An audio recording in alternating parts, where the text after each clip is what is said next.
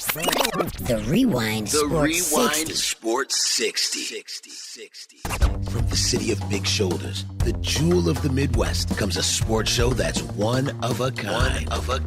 From iconic players to iconic stadiums to iconic teams, this is my kind of town. Chicago!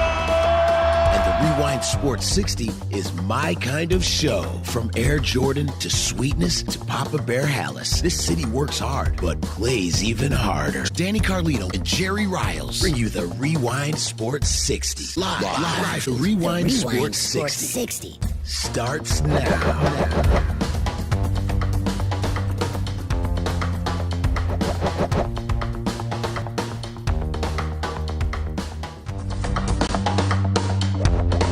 Welcome, everyone, to another edition of the Rewind Sports 60. We're broadcasting live from the beautiful studios of WCPT 820 AM here in the beautiful, beautiful city of Chicago, the greatest city in the world. Ladies and gentlemen, this is the Rewind Sports 60. I'm your host, Jerry Riles, for the fastest hour in sports conversation. Ladies and gentlemen, we're going to deliver as best we possibly can. And, ladies and gentlemen, he is the one.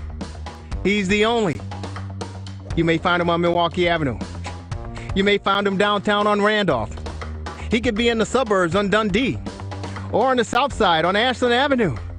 Or maybe he's in Wrigleyville, Streeterville. You never know. Halsted, Grand. He is in Milwaukee, on Milwaukee Avenue. He is in the studios, Jefferson Park, WCPT, 820 AM. He's the man on the street. He's Marty-B. What's up, Marty? Hey, good afternoon, Jerry. On this gorgeous, beautiful Chicago weekend, and I just want to say, absolutely no collusion, hence no obstruction. No collusion, no obstruction. That's Marty-B, the man on the street. What are you referring to, Marty-B? Our CPT listeners would love to. Oh, I know they would. They'd love to find out what Marty-B is talking about. Are you kidding me?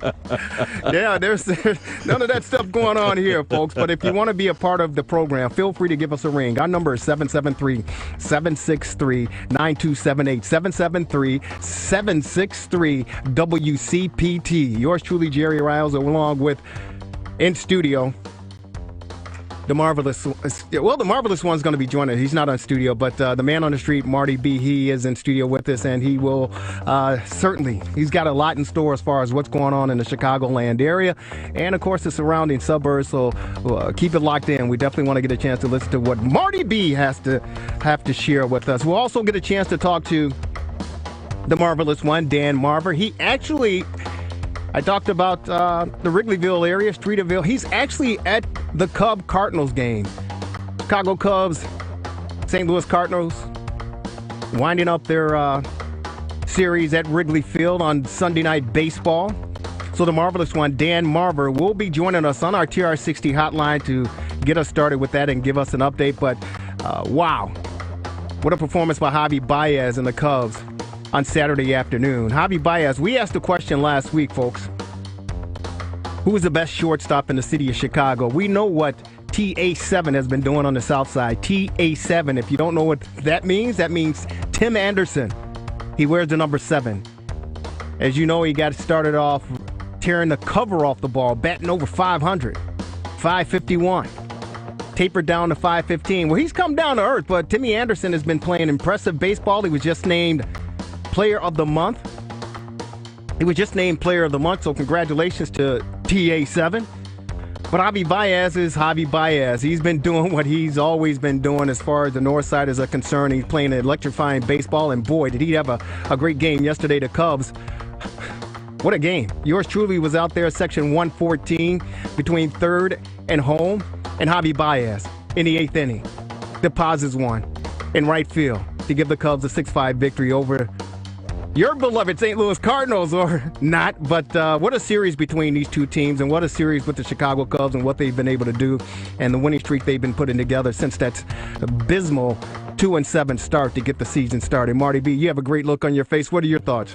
Oh, yeah. You know, Jerry, I was out of town most of the weekend on some other activities centering on our station here, and but I heard everything. I kept up to date with all the sports reports and reading the paper, and what a decision the Cubs may have to make when Addison Russell comes back. I just hope they don't tamper with anything, and let's keep Javier at shortstop. Well, Javy is playing outstanding baseball, and defensively and offensively. Yeah, he's just the spark plug for this baseball team. And I know there are people out there that think he's a hot dog, he's a showboat, but he's an aggressive baseball player, and with his aggressive style of play, he produces positive results in most cases. And when it's helping the ball club, when it's electrifying your teammates, and when it's getting, passing the baton to the next guy up, and you have the positive results that the Chicago Cubs have, you can't say anything negative about the guy. You really can't. No, you can't. In Chicago, the excitement centers around shortstop. We got two terrific ones, great young players, and I love their people. Some people call it showboating. I like their energy. You know what? They need that energy, and I'm kind of sick and tired of people saying. And I think you and I both are old school guys. Absolutely. I think we grew up with the old school mentality. The old saying goes, "Act like you've been there before." You want your baseball player to stroll up to the plate. You want him to take a look. You want him to size up the defense and see what the elements are. You want him to get in that batter's box, and you want him to discipline himself, get a hit, hustle down the first base line, do what you're supposed to do. If you happen to jack one out, you hit a home run, you're happy. You should be happy. You should be impressed. Lay the bat down, as Danny Carlino said in Little League, you're taught. Lay the bat down and run around the bases. That's old school style. But now these kids today, they're throwing bats. Jerry, I may be old school, but I'm adapting to the new style. Okay. I think a lot of us are adapting to the new style. Now, I don't disagree when we talk about old school style of play. And we'll get a chance to talk some Bears football as far as the kicking situation that's going on there. We'll also reflect on the Kentucky Derby with that controversy that happened. Unbelievable, the disqualification there. And, of course, the man on the street with his segment, talks some White Sox baseball. Gabe Salgado is at the guaranteed rate field. He'll be calling in with his TRS60 scoreboard update at the bottom and the top of the hour. But, old school baseball, When Tim Anderson, he chucked the bat after he hit a home run in that Kansas City Royals game, and Brad Keller didn't like him, so the next at bat for TA7, he got hit in the rear end. That's old school baseball. I personally, Marty, I don't have a problem with that, because it's showing the hitter. First, you're trying to get into his head, right? But it's showing the hitter, say, hey, you know what? You got one on me. We got to keep you down to earth. And he hit him in the rear end. He didn't go after his head. He didn't hit him in the midsection. He hit him in the backside. And no punches were thrown. The benches were cleared. And we thought order was restored until TA7, Timmy Anderson, called him the N-word. But I didn't have a problem with Keller. I mean, it's part of baseball. And we've had about, 4 or 5 brawls in this early part of the season already. But I don't have a pitcher retaliating, so to speak, at a batter and hitting them in the backside to say, hey, you know what? I gotta keep you in check. I don't have a problem with that, but there are some people that do. They don't want to see that old style of baseball. They want to see, the kids having fun. Mm-hmm. Your thoughts? Yeah, no, exactly. And I'm having fun just watching the new style of baseball. I'm a high-energy guy, and I like energy, especially on the baseball field, as long as it's done in good taste. Yeah, I mean, if it's done in good taste, and it's all, you know what? Baseball is a chess match. It really is. It's a mind. It's a competitive mind game between the skippers, the players, and kind of sometimes the umpires, although they get a little bit more involved than you want them to be involved. But it's a chess match, and you got to see how you can poker. It's a better example. It's poker. You got to see if you can call your opponent's bluff. You have to see if you can get inside your opponent's head. You have to do whatever you need to do to get the edge. And I like that style of baseball. I like these kids going out there and playing. I like the fact that they are aggressive. I like the fact that they're having fun. And that's what we always talk about, have fun. Now, the one thing, I don't know if it's been talked about, I know it hasn't been talked about on the airways here at WCPT 12:20 a.m. here in Chicago. Not sure if the other sports talk shows had an opportunity to talk about it or address it so much. You know, with Tim Anderson saying earlier this week, a couple interviews that he was a part of, conducted, he said that he wants to be more or less the face, not only of the Chicago White Sox, but of Major League Baseball as far as the change is concerned and having the fun. But he also wants to become the common day Jackie Robinson. He wants to change the mentality. He wants to change the concept of today's baseball players. So he's taking that stance, and he continues to say, I'm not going to change. I'm going to continue to have fun. I'm going to continue to go out there. I'm going to continue to play baseball. And I think because he's African American, and the fact that there's only maybe 7% total African Americans in the game of baseball, I think maybe that's why some people may be, raising an eyebrow or frowning a little bit upon him because of that nature. I mean, the game has changed as far as from when Jackie Robinson broke the color barrier till I think at one point in time, maybe in the 70s, early 80s, somewhere around that time, it had reached as far as African-American black ball players playing in the major leagues, hit somewhere between 21 and 23%. And I had to double-check those numbers, but it got to a point where you knew those players. You knew, Sarge. You knew, it's slipping my mind, of course, but you knew Pittsburgh Pirates. Willie We Are Stargell. Family, Willie Stargell, Dave Parker. Dave Parker. Oh, my God. Thank you, Marty. Thank you, Marty-B. You're welcome. But you knew those guys. Joe Morgan. Rennie Stennett. Yeah, Rennie Stennett. You Oscar Gamble. You knew those guys. So the numbers as far as African American ball players in the major leagues had reached a point where it was respectable. It seemed to be even across the board, so to speak, as far as ethnic makeup was concerned. But now it's dipped to 7%, and TA7, Timmy Anderson, I believe, has said, hey, you know what? We got to put a little bit more emphasis on not just the kids, but African Americans playing in the game of baseball. And he has certainly done that. Folks, this is the fastest hour in sports conversation. We want you to be a part of it. Yours truly, Jerry Riles, the man on the street, in the studio. When we come back, we'll take a look at the Kentucky Derby and that unbelievable race, unbelievable finish, and unbelievable history making that took place about 17, 18 minutes after the fastest 2 miles in sports. Ladies and gentlemen, this is the Rewind Sports 60. Yours truly, Jerry Riles, and the man on the street, Marty-B. More coming up right after this short time out. You're watching the Rewind Sports 60. Go Bucks! Woo! It's the end of the quarter. Time for a break in the action. The hottest sports panel in Chicago will get back to the fast-paced action, streaming live on Facebook Live. We're back at it after this quick timeout. So don't you dare touch that iPhone, Android, iPad, Mac, or PC. Lock it in.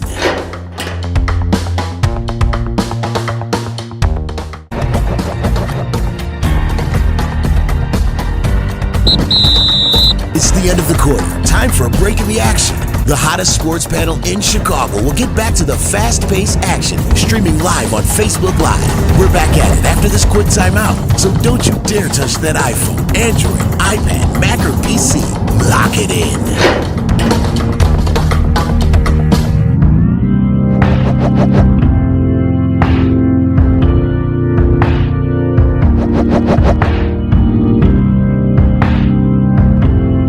Right now, Doctors Without Borders medical teams are operating in some of the most remote and dangerous corners of the world.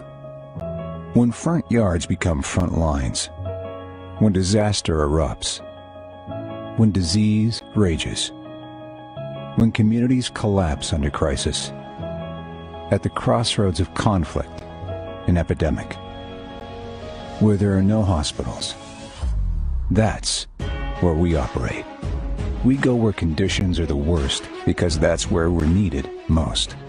In nearly 70 countries, we're saving lives threatened by violence, disease, malnutrition, and catastrophic events. Donors are vital to our mission. Your response is critical to our response in places where few others will go. That's where we operate. Learn more at doctorswithoutborders.org. Hi, this is Liz Nicholson Sullivan, the wife of former NFL player Jerry Sullivan. I am asking you to support House Bill number 4341, the Dave Duerson Act to prevent CTE, which bans tackle football for Illinois children under 12. CTE is a brain disease that can be caused by playing football. Its symptoms include dementia, depression, and aggression. Dave Duerson committed suicide when CTE began destroying his life. I am now watching my husband Jerry struggle against CTE. The best way to prevent this disease is to stop hitting kids in the head. Tackle football exposes young children with developing brains to hundreds of head hits each year. Show your support for House Bill 4341 or hashtag Duerson Act. Together, we can save football players from CTE. And please go to concussionlegacy.com for more information. Thank you. If it's Chicago sports you want, you're in the right place. Hello, Chicago! The Rewind Sports 60. That's the best in the city of Chicago. Welcome back to the Rewind Sports 60 live with the best sports panel in Chicago. Lock it in.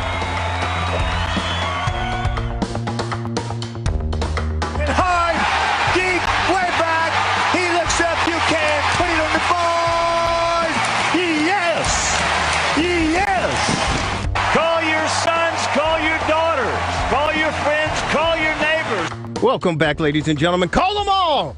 This is the Rewind Sports 60 on WCPT 820 AM. On a beautiful Sunday evening, it's the fastest hour in sports conversation. If you haven't heard about it, ladies and gentlemen, keep it locked in. It's the best sports talk conversation Sunday evening, every Sunday from 6 to 7 p.m.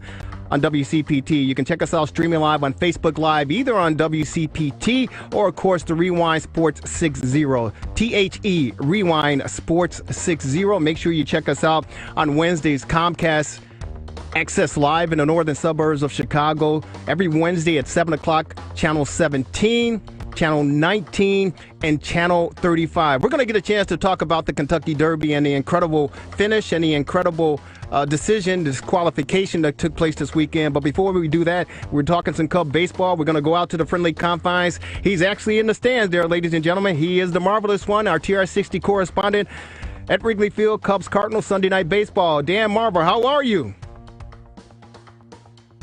Dan Marver, how are you, he said.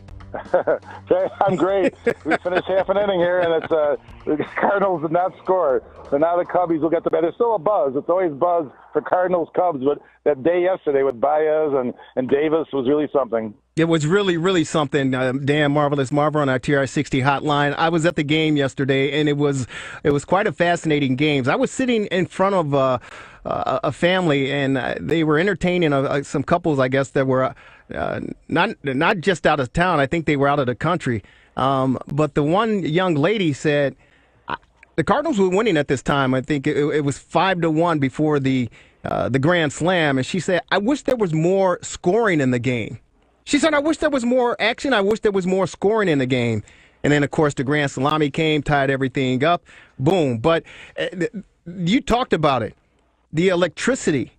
It still has the same vibe, and we've been talking old school, new school baseball, but the Cubs-Cardinals series still has the same vibe that it's had, nearly 30 years ago. Unbelievable, and that game yesterday was phenomenal. For this kid to step up, Taylor Davis hit his first major league home run on the first pitch. He was 0 for 6, stepping into the batter's box. The first pitch off of Michael Walker, boom! He looked like he was. It was a Babe Ruth type of swing. He jacked that ball. It cleared the fences. The Cub fans went crazy. He was ecstatic, rounding the bases. After he touched the pay station, he goes toward the security, and he's indicating that he wanted the ball because he deposited in the left field bleachers at Wrigley Field, and he wanted that ball. And the gracious fans, Cub fans that they are, that we know that they are, threw the ball back, got it to security, and, of course, Mr. Davis has a memorable keepsake to put on his mantle. But what an electrifying game it was, and the atmosphere when you talk about Cub-Cardinals series. Well, Davis only is in the lineup because of Caratini being hurt. He'd been a September call-up except for that, and he looked pretty futile on some of his at-bats, including his last one yesterday. Well, yeah, after he hit the home run, he came back down to earth. Definitely. But, the networks are getting them at the right time because they have a Sunday night game for 3 weeks in a row, Yeah. Brewers next week and then the Nationals on the road 2 weeks from tonight. Well, you know what? And the Cubs have stepped up their game for sure. They started the season 2-7, and many of us were calling for the heads of Joe Madden. And Joe Madden said, hey, you know what? Listen, I'm going to just put out there the players that Theo and Jed placed in front of me, particularly the bullpen help, and we know what's going on with that situation. But once they got back home, or when they got home for they open up the season at Wrigley Field, they've turned things around and they've hit a great streak right now. And they were a half game behind the Cardinals coming into this affair today. So the Cubs have certainly turned around their season, and they're an exciting baseball team right now, albeit it's still early. They're a very exciting ball club. And, of course, Javy Baez with the jack in the 8th inning to really send the crowd home very, very happy and pleased. Yeah, and the bullpen did quite a job, too. I mean, Darvish had his issues. He had 81 pitches, just like Hendricks did the day before, but not as good in 81. And then after that, everything went pretty well. They had 6 relievers, and they did a pretty good job after that.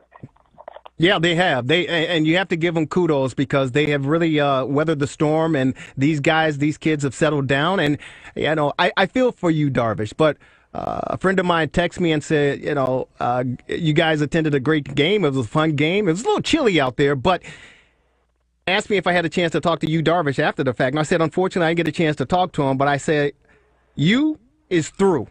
I hate to say it, but you is through. I mean, he only went like 4 innings and gave up the 5 runs pretty much. I mean, he's done.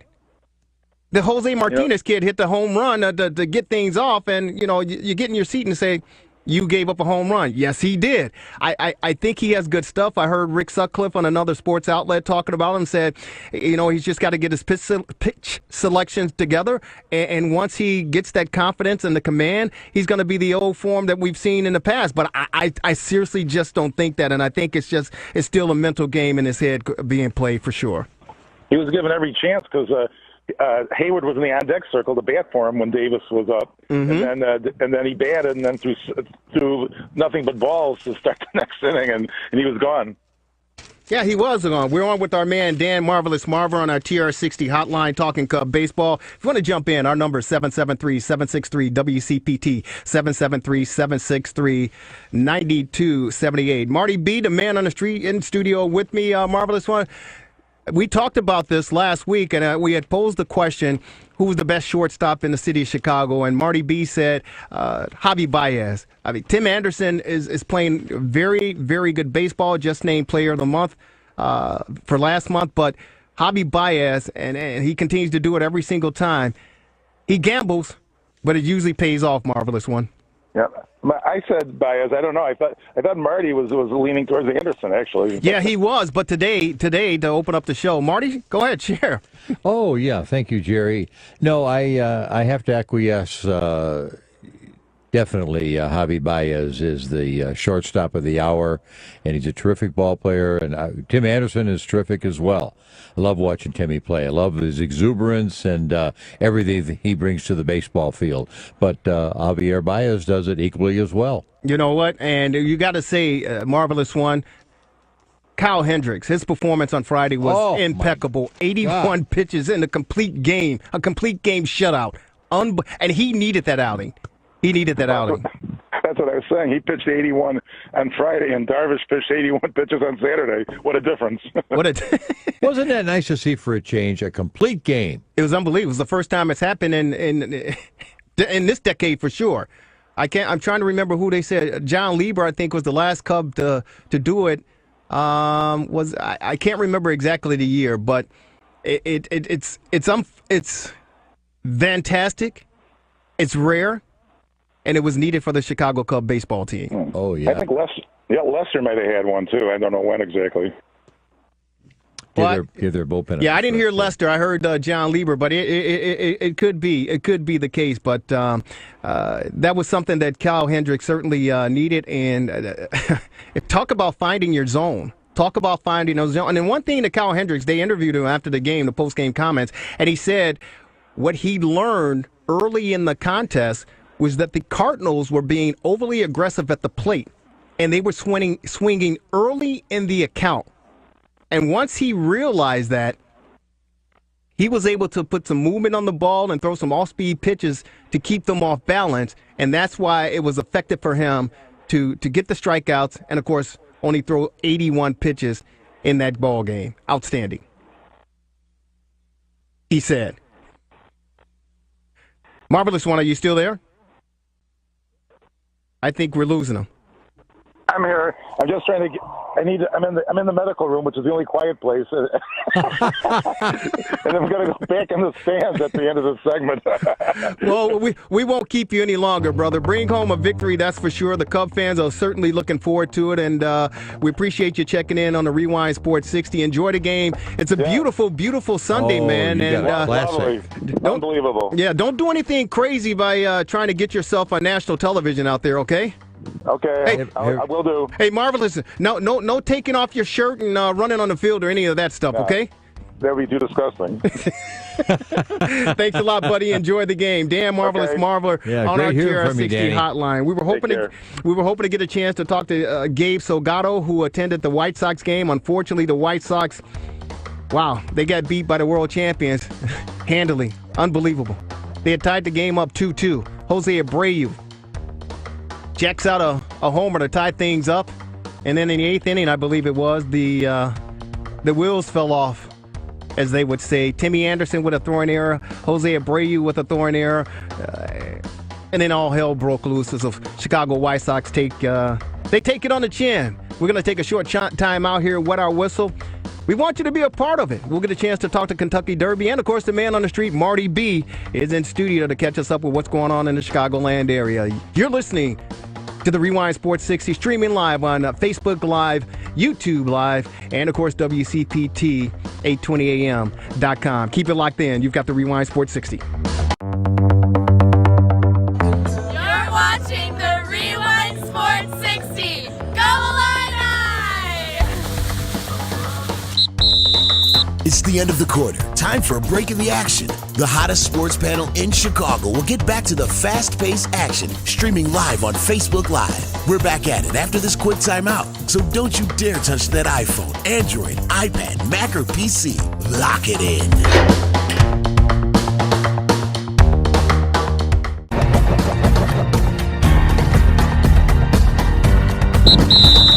It's the end of the quarter. Time for a break in the action. The hottest sports panel in Chicago will get back to the fast-paced action, streaming live on Facebook Live. We're back at it after this quick timeout. So don't you dare touch that iPhone, Android, iPad, Mac, or PC. Lock it in.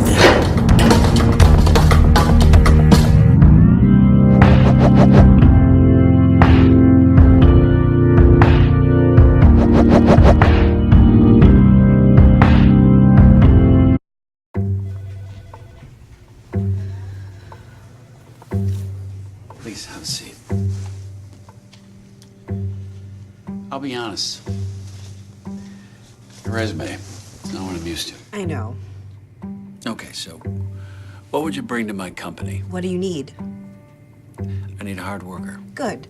I've got 2 part-time jobs and to help my parents pay the bills. I need problem-solving skills. I got through high school without a car, a phone, or a computer. No college degree, though.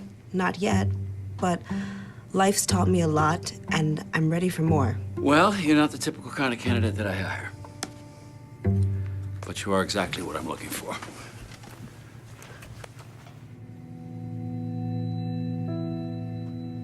Your company could be missing out on the candidates it needs most. Learn how to find, cultivate, and train a great pool of untapped talent at gradsoflife.org. Hey Chicago, looking for a winning team on a winning station? You found it right here on WCPT 820 AM. Join Danny Carlino, Kelly Lee Williams, Dan Marvelous Marver, Marty-B, the man on the street, Gabe Salgado with updates, and yours truly, Jerry Riles, for your sports and entertainment needs. Looking for real sports talk? Got it. Real radio? Right here. Real stuff? We're here. The Rewind Sports 60 every Sunday from 6 to 7 p.m. on WCPT 820 AM. Real sports, real talk, just plain real. Lock it in. Just now, another kid dropped out of school. There's one every 20 seconds. If we do nothing, 3.5 million kids won't receive a diploma over the next 4 years. But there is someone who can change that. You. United Way knows that kids who have a caring adult in their life are more likely to make it. So make a pledge. Tutor. Mentor. Volunteer to read with children. And the difference between a dropout and a graduate could be you. Take the pledge to volunteer now at unitedway.org. Brought to you by United Way and the Ad Council. If it's Chicago sports you want, you're in the right place. Hello, Chicago! The Rewind Sports 60. That's the best in the city of Chicago. Welcome back to the Rewind Sports 60 live with the best sports panel in Chicago. Lock it in. Horses load, all the work, all the talk, all the handicapping is done. It's time for history. With the call of the 2019 Kentucky Derby, here's Larry Colmus. Thank you, Mike. Spinoff has moved into the starting gate. There's just two left to load. Country House is coming up to line now under Flavien Prat. And the last one to load will be the horse that's never won a race, Bodie Express. And he will come up to the last spot in line. They're all in line. We're ready for the start. They're off in the Kentucky Derby. Maximum Security in Vacoma had good beginnings, and they go out to the early lead, and Long Range Toddy's close too, and there goes Bodie Express on the outside into the early mix, so they will lead the way early on. And then it's War of Will running in fifth on the inside. Spinoff is sixth. Improbable is seventh position in between horses. Then Cutting Fever to the outside, followed by Country House. Then Code of Honor, Tax, and Bluescup Parfait. By My Standards is alongside, about 10 lengths off the lead. Brave Magician rides the rail into that turn, and then comes Poster alongside of the Gray Tacitus. Break of another 2 lengths more. Back to Win. Game Winner is in behind him. He's second last, leading Japan's Master Fencer to the backstretch. So on to the backstretch they go, and through this first quarter mile in a sensible 46.62 seconds. Maximum Security leads the way by 3/4 of a length. Long Range Toddy pressing the pace under John Ford on the outside second. War of Will is down toward the inside under a snug hold in third. Then it's Bodie Express fourth. Improbable behind horses in fifth. Vacoma sixth on the outside. And then it's Code of Honor who rides the rail into the far turn. Country House is alongside, and then Spinoff. Bluescup Parfait is next, and on the inside comes Tax. Game Winner is wide on the turn, beginning to pick up his stride near the back of the pack. But Maximum Security continues to lead the way. Midway on the far turn, he's a length and a half in front. War of Will is second. Long Range Toddy third, and 4 wide and moving up is Country House's Bodie Express plummets through the field, and here comes Code of Honor, and he bursts through an opening on the inside of Maximum Security, and they're into the stretch. Country House on the outside. Code of Honor down toward the rail. Maximum Security keeps on fighting. War of Will is there too as they come to the final furlong. It is Country House on the outside. Maximum Security so dead game. He keeps battling on. Maximum Security. Country House 1-2 down to the line. Maximum Security wins the Kentucky Derby. And then it was Country House second, followed by Code of Honor third. And in behind them, Master Fencer, who was closing late inside of Tacitus. It's Maximum Security. He's never lost a race, and he wins it under Louis Saez. Unbelievable. Hold your horses, ladies and gentlemen. Welcome back to the Rewind Sports 60 on WCPT 820 AM. Yours truly, Jerry Riles, the man on the street, Marty-B. His segment coming up just before we get out of here. But hold your horses, ladies and gentlemen. Chief State Steward Barbara Borden issued a statement on the ruling that disqualified maximum security in the Kentucky Derby and resulted in a 65-1 long shot Country House winning the event at Churchill Downs. Here's a quote statement from Miss Barbara Borden. Good evening. The riders of the 18th spinoff and 20th Country House horses in the Kentucky Derby lodged objections against the number 7 maximum security horse, the winner, due to interference turning for home, leaving the quarter pole. We had a lengthy review of the race. We interviewed affected riders. We determined that the number 7 horse drifted out and impacted the progress of number 1, in turn interfering with the 18th and 21st Boat Express. Those horses were all affected, we thought, by the interference. Therefore, we unanimously determined to disqualify number 7 and place him behind the 18th being the lowest placed horse that he bothered, which is our typical procedure, end quote. Unbelievable. 65-1 odds. Country House wins the 145th Kentucky Derby. Unbelievable. Disqualification never happened. And Mike Tirico, that sound was courtesy, of course, NBC Sports. Mike Tirico getting things started. If you heard it, he said, history is in the making. History is in the making. And I tell you, he didn't, or no one imagined the outcome of this incredible race. Unbelievable, folks. The rule is written below. It states that, quote, if a leading horse or any other horse in a race swerves or is ridden to either side so as to interfere with, intimidate, or impede any other horse or jockey or to cause the same result, this action shall be deemed a foul. Goes on to say, if, in the opinion of the stewards, a foul alters the finish of a race, an offending horse may be disqualified by the stewards, end quote. And that's exactly what took place. Unbelievable. They waited somewhat 18 minutes to review everything that took place.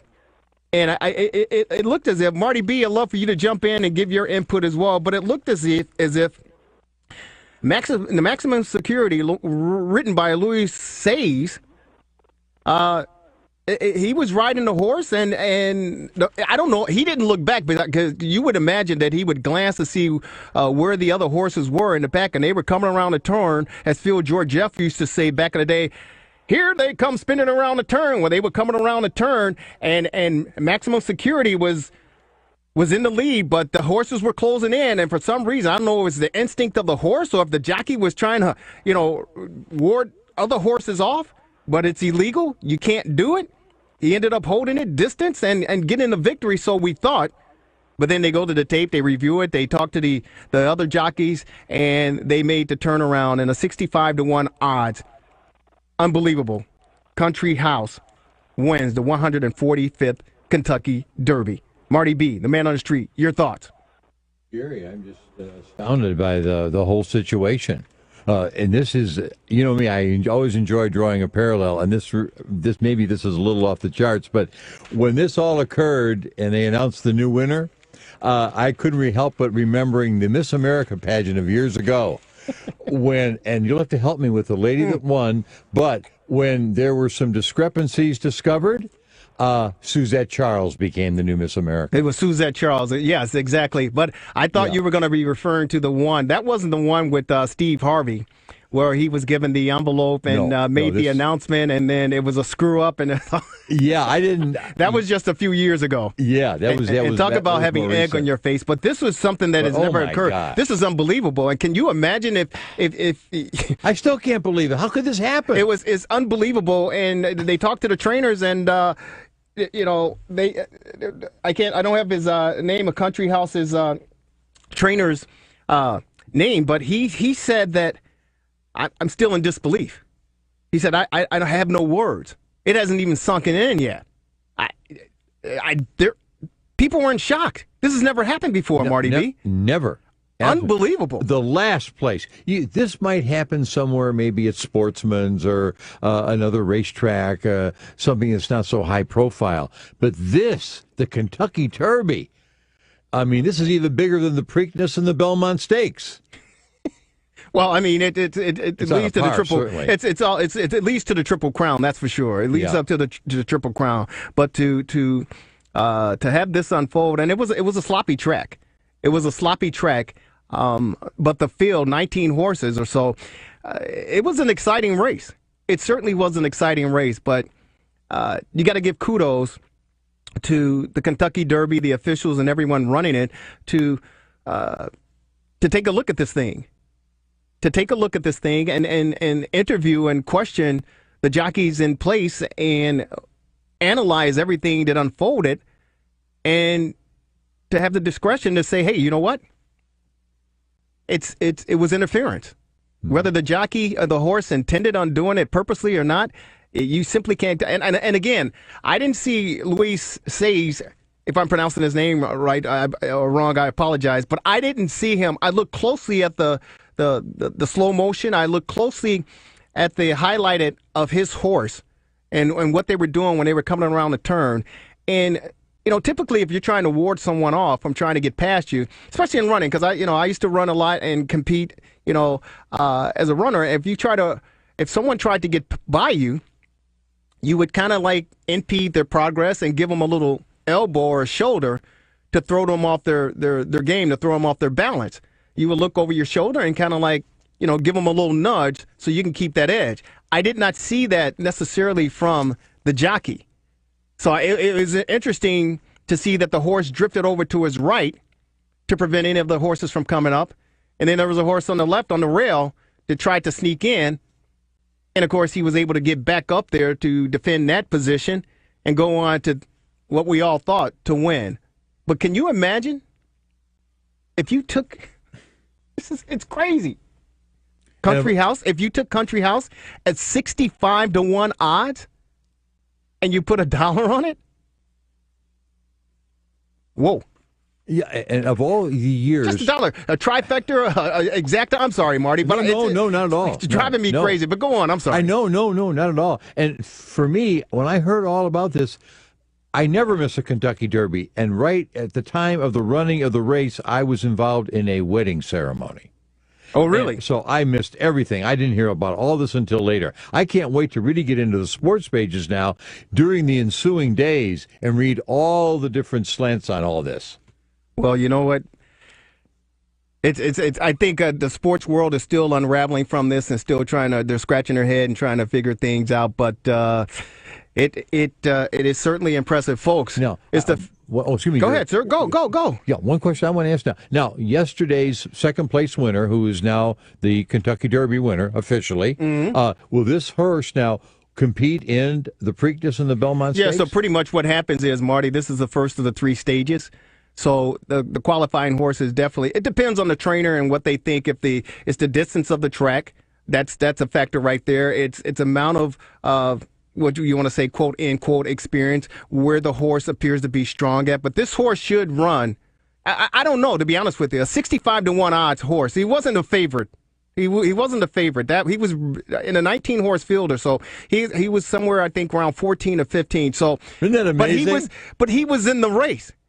It's the fastest 2 minutes in sports. He was in the race, and on a sloppy track. So there's a chance the horse, yes, definitely will move on. There's no question about it. Again, it depends on what type of horse it is, as far as the distance, as far as the track and all that to be determined. But we certainly would see that. But you can expect that horse, I would imagine, to be moving forward to run in the Preakness and to continue for the possible Triple Crown. To be honest with you, so but Marty, keep your thought there. It's the fastest hour in sports, and we're gonna take a short time out, ladies and gentlemen, and get back to our conversation. The man on the street, Marty-B, will be coming up. Keep it locked in. This is the Rewind Sports 60. There is an objection that has been posted on the board, so it is unofficial for the moment. There you see the unofficial order of finish. He did come out at the top of the stretch, nearing the top of the stretch. He impeded the one-horse War of Will. Maximum security, moved out of lane before he was clear, forcing the rider of number 1, War of Will, to check up a little bit. Now, at that point, the 20, the runner-up Country House, whose claim foul was on the outside yellow cap, It actually happened before that. It did not affect number 20. He didn't have to steady because of this, but the one horse did have to steady. War of Will. Coming to the top of the stretch, maybe about a 16th of a mile before the quarter pole, is where Maximum Security ducked out. He did bother War of Will, definitely, but it's hard to see that he did anything to Country House. So here we see him as we're going into the far turn. This is the 3 furlong pole, the green and white pole as they're passing right now. War of Will, the horse with a white stripe on his face, directly in behind the horse with the pink silks. Maximum secured. Now he has a lane to run, so his jockey is taking him outside of Luis Saez and Maximum Security. Right there is where number 7, Maximum Security, came out a lane or two, forcing War of Will to steady. It's on a spot of the racetrack where it's very hard to determine exactly how much he impeded him, but you could tell by the reaction of Tyler Gaffleone on War of Will that there was definitely some contact. They disqualified him. They did. So for the first time in the history of the Kentucky Derby, the horse that crossed the line first has been disqualified. After the objection, Country House wins the Kentucky Derby with Flavian Pratt at 65 to 1. You think you should have stayed up? I don't know. I gotta look at it. One of the longest shots in history to win the Derby after one of the longest waits ever after the Derby.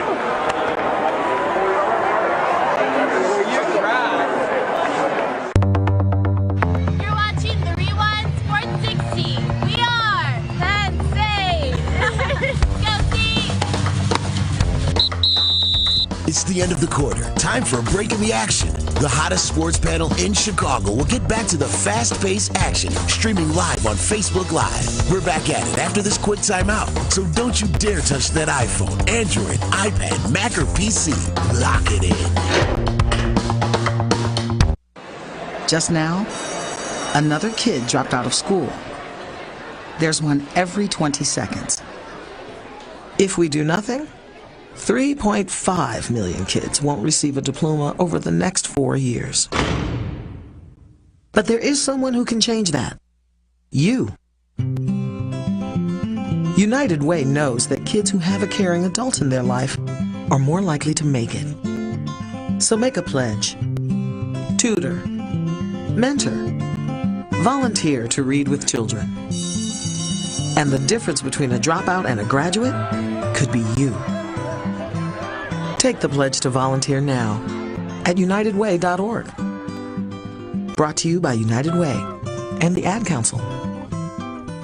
Hi, I'm Liz Nicholson Sullivan. As the wife of a 9-year NFL veteran suffering the long-term effects of untreated and undiagnosed head injuries, I know how dangerous concussions can be. The Concussion Legacy Foundation is a nonprofit dedicated to keeping kids safe in sports. Their Team Up Speak Up program teaches kids to speak up to a coach or athletic trainer if they think their teammate might have a concussion. Whether you're a parent, coach, or athlete, you can make a difference. Join me and sign up at teamupspeakup.org. Welcome back to the Rewind Sports 60 live with the best sports panel in Chicago. Lock it in.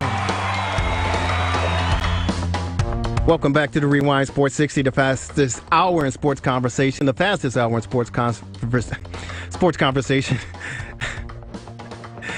That sound you heard leading into the break, Kentucky Derby, Mike Tirico, NBC Sports, on an incredible finish, the 145th running of the Kentucky Derby.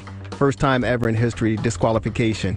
Marty-B, the man on the street in studio. How are you, buddy? Oh, terrific, Jerry, terrific. What do you have for us? Oh, my gosh. I'm still speechless over this Kentucky Derby situation, but I think we covered it pretty well, and maybe we'll talk about it again next week. Before we, this past Monday, unfortunately, neither you or I were able to make the Chet Kopic testimonial. And but I've read extensively all the different articles and the follow-ups and the eulogies and whatever, and I just want I want to leave our audience with just two thoughts. Blackhawks president John McDonough, I think he just summed it up so beautifully when he described Chet's career and Chet himself as a vulnerable, candid, self-deprecating, caring, and an absolute original, and I'm a lover of this man, a Rembrandt. Yeah. God bless his soul and rest his soul, but Chet Kopic certainly will be missed, and he was one of a kind. There's no question about it. Love him or hate him or indifferent, he left an impression upon you, and he's the godfather of sports talk radio here in Chicago, and is one reason why myself is here, along with many others in this market, why they're working, why they have a job, why they have a career, because there were many who were opposed and didn't think that sports talk radio would survive in the third largest market here in Chicago, and Chet Kopic proved that was a step in the right direction. He was the pioneer, and he didn't hold back, that's for sure. He's going to be missed. Oh, very deeply. definitely, He's Jerry. going to be missed for sure. And I can tell you have such a high regard and hold him in very high esteem. And I think as we end our discussion of Chet, I'd like to remember him this way best. Bruce Levine of WSCR, in his remembrance of Chet, I just like the way he said it. And Chet always would say, "Your dime, your dance floor." I think that Bruce summed it up best. The dance floor is empty now. Yeah. Okay. Bruce Levine, he's an outstanding individual sports figure here in the Chicago market as well. Oh, he certainly is. A couple of things. First of all, I had a wonderful experience. It was a sad experience and a sad evening, but my time, and as well as other veterans, to be with the Vietnam vet from Chicago, Officer Michael Duffy, spoke extensively on his experiences in Vietnam, and we spoke at length following his presentation, and he has indicated that whenever it's convenient for us, he'd love to come on the show. Yeah, we certainly will. Especially around the Memorial Day weekend. Yeah. Folks, whenever I know about high spec and going to give a talk on the Chicago River and the fabulous architecture of our city, I will let you know again. And at some point in time, maybe we can grab him for a few minutes. Yeah. Last week, and I knew of this because I checked the papers as often as I can to see different things that I believe will be interesting for our audience. Martha McCallum on the story on Fox News interviewed the director of the new movie Hesburgh, and it is showing at the Mercury Theater. This is one priest who had a lot of influence in a lot of different areas, with presidents, you name it, up and down the line. For those of us who are not unaware of this, what is this, Hesburgh? Oh, yes, Father Hesburgh. Pardon me, Jerry, yes. Yeah. Not everybody follows this like we do sometimes, and that's certainly understood. That's why you listen to our show. Father Hesburgh, of course, was the president of Notre Dame University for many years, and for us sports fans, Ara Parseghian had a terrific coaching career at Miami of Ohio, and he would beat Northwestern regularly. So Northwestern did the smart thing. They hired him away from Miami of Ohio. There you go. Then, when he got the Northwestern job, he was beating Notre Dame quite frequently. Yeah. So Father Hesburgh hired him away. There you go. And we all know the career of Ara. He's the best. And Al Samuel, who played running back for Era on the 74 national championship team when they defeated Alabama, Al's going to come in here and give us some insights on Father Hesburgh. That was, and we're short on time. That was the Joe Montana team back there? No, even before that. Yeah. Oh, yeah. That was back in the early 70s. There you go. Okay, there you go. Isn't it nice to have an old-timer like me on the station? Yeah, you did say that. That's when I was a big fan of the Notre Dame Fighting Irish. Real quick before we got to take, it's the fastest hour, Marty. One thing, and I will cover a number of these other points in future shows, but I just want you to keep this one thought this week. Patience. Do I persist in the tasks to which I am called, even in the face of resistance? Do I fly off the handle when others try my patience? Ponder that this week. Yeah, I need to ponder that for sure. Marty-B, the man on the street, thank you for all the encouraging words and the knowledgeable words that you bring to this program. We'd like to thank Marvelous One, Dan Marver, attending the Cub-Cardinals series over at Wrigley Field. And, of course, thanks to our new producer, Devin, in the house. Good job. Folks, it's the fastest hour in sports conversation, the Rewind Sports 60. If you miss any of it, go to our Facebook page, WCPT Facebook page, and check us out on the RewindSports60.com. Gabe Salgado, take it away from the ballpark, guaranteed rate. Have a good one, everybody. I'm TRS60 from Guaranteed Rate Field, and this update is sponsored by Monster Education Foundation. After getting home runs from Ryan Cordell and Jose Abreu in the 5th inning, the White Sox had tied the game at 2. But everything fell apart in the top of the 8th inning when a couple of fielding errors, 3 walks, and a few hits wound up turning into a 7-run inning for the Boston Red Sox. They take Game 4 of this 4-game series 9-2. The White Sox finish with a 5-4 homestand, and they lose the final 3 games of this series. The one bright spot for the White Sox today was starting pitcher Dylan Covey, who was starting in place of the injured Carlos Rodon, and in 4 2/3 innings he wound up only giving up a couple of runs. He also had 2 strikeouts, and he got the no decision. After the game, White Sox manager Rick Renteria had this to say about his performance. We were really happy with the way Dylan pitched. Gave us, exactly what we needed. He worked through some situations there and put himself in a good position for his next start. Obviously, he did a great job. And Covey said he's ready to pitch in another 5 days if needed. Anytime you have a decent outing against a team like that, that's swinging the bat pretty well. Just want to kind of build off that and carry it into the next one. The Cubs are hosting the St. Louis Cardinals at Wrigley Field tonight as part of Sunday Night Baseball to wrap up that 3-game weekend series. And one of the features at this weekend's Bears rookie minicamp at Hallis Hall featured 8 kickers, all fighting to become the newest place kicker after the Bears released Cody Parkey at the end of last season. If you recall, he missed a 43-yard field goal that could have been potentially the game winner in last season's playoff game against the Philadelphia Eagles. This update is sponsored by Monster Education Foundation, MEF, empowering the next generation of leaders. Go to monstereducationfoundation.org for more information. From Guaranteed Rate Field, I'm Gabe Salgado for the Rewind Sports 60 and WCPT 820, Chicago.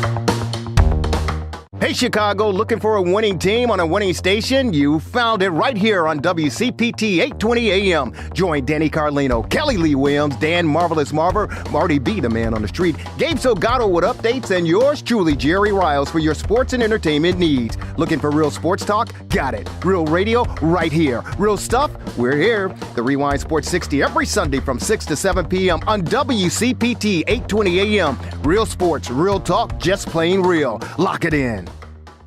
Take me out to the ball game. Hall of Famer Andre Dawson. All right. Let's hear it from the greatest fans ever. On 3. 1, 2, 3. Take me out to the ball game. Take me out to the crowd. Buy me some peanuts and Cracker Jacks. I don't care if I ever get back for its root. Root for the Cubbies. If they don't win, it's a shame. For it's 1, 2, 3 strikes, you're out at the old